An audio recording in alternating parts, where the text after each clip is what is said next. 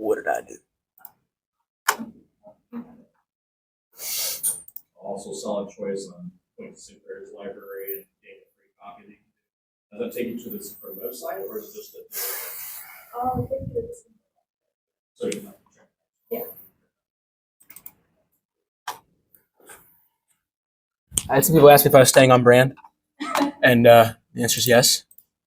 So this kind of fits in with Chloe's topic, because this is kind of a nightmare to write. Alrighty.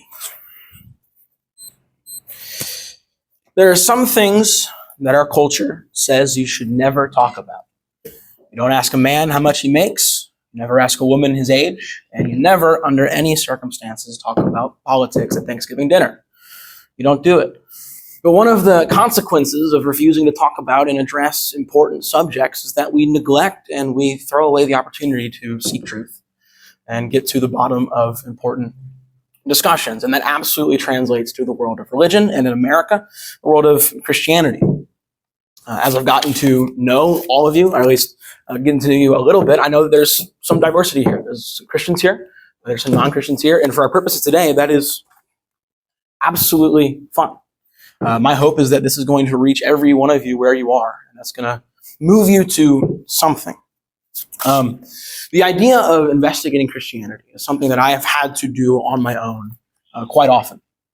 I was raised a Christian, but I went through seasons of doubts, seasons of questions, seasons of wondering, is what I believe really true? Is there any evidence for this? Is there any reason to hold so fast to these doctrines and dogmas that I've been taught as a child? Now, the first thing we need to wonder is, well, why do we need to investigate Christianity? Why should this be something that we are committed to?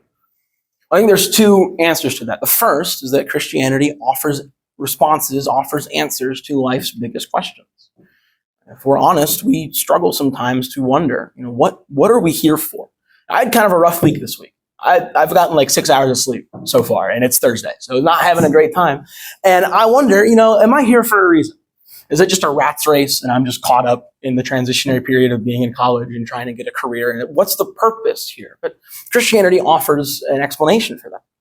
And just that alone is enough for me to say maybe we should be looking into this. But I think the bigger, the more obvious reason for me as to why Christianity should be taken seriously is that it makes massive claims with potentially major consequences. Blaise Pascal recognized this. He was a philosopher, theologian in the 1600s, and he realized that the claims of Christianity and what it claimed about reality, what it claimed about our life, were so great that they had to be investigated. And what he recognized and what he detailed were these two claims. The first is that it's unescapable that the Bible makes the claim about moral law, sin, and judgment. And we don't enjoy talking about this, and we're not supposed to. But it's a fact of the Christian faith. And if true, it means that there are major things coming. It should be a scary reality. It's a scary thought. This quote that I put here from the book of Acts, the Apostle Paul speaking to the Athenians, is saying that, yes, God is coming in judgment. And he says that we can know this because Jesus was raised from the dead. That is a major claim. Two major claims. One, that God is going to judge, and that Jesus was raised from the dead. I think these claims that we see throughout the entire scriptures are demanding and deserving of our attention. They're too big to just be swept under the rug. They're too big to just be ignored. They deserve our investigation. But the other claim, the one that you're maybe more familiar with, is the claim of forgiveness, the claim of hope, the claim of eternal life. John 3:16, everyone knows this verse. You see it at football games, you see it everywhere.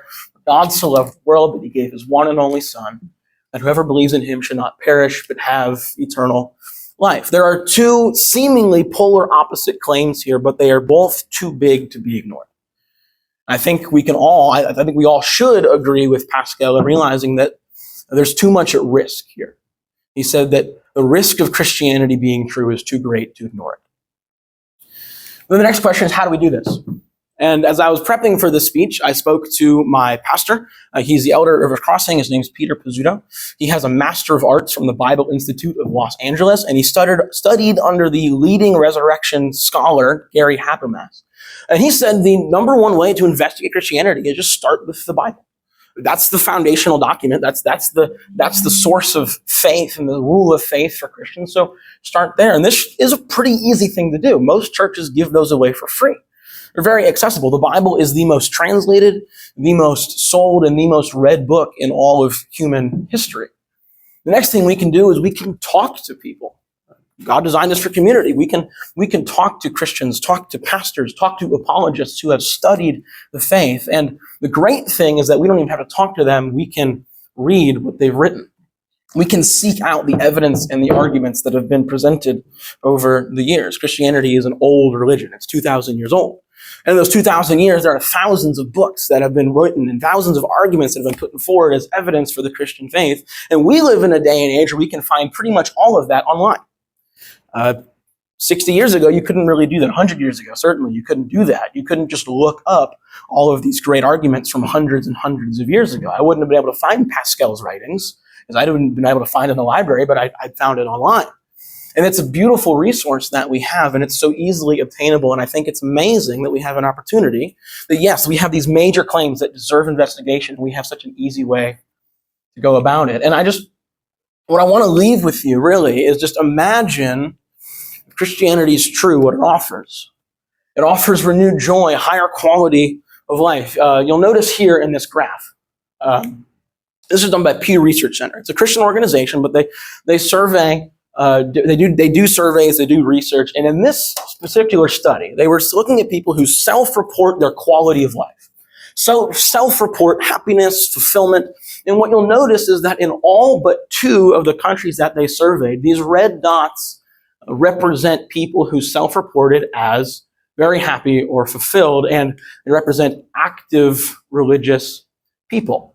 You'll also notice that most of these countries are primarily Christian countries. The religious grouping, the religious ideology in these countries is mostly Christian. And so we have good hard data even, that in this world, in this life, the Christian faith is something that brings joy, something that brings a higher quality of life, something that brings fulfillment. But you could never even know if that was available to you if you don't do the work of investigating. It would be the worst thing I can imagine to say, look, there is peace and there is joy here for the taking, but you won't even give it the time to see if it's true. You won't even give it the time to find out if there's better things and purpose and meaning for your life. And so whether you're here and you are a Christian or you're not, I want to call all of us that, look, this is something that we can dive into, because if it's true, it's the best thing it's the best thing in the world. It's the best thing that could be. And so now's your chance to start. What I linked here was an article from the organization called Cross-Examine. This is an organization that was made by a man named Frank Turek, who is a leading resurrection apologist like Gary Habermas. And this article runs us through what's called the minimal facts argument for the resurrection. Minimal facts argument is what my mentor said, the greatest argument for the Christian faith, the idea that we can historically basically prove that Jesus did rise from the dead. And so if you're interested, I would encourage you to scan that article and give it a cursory overlook or a read now or later in the day. And I thank you for your time.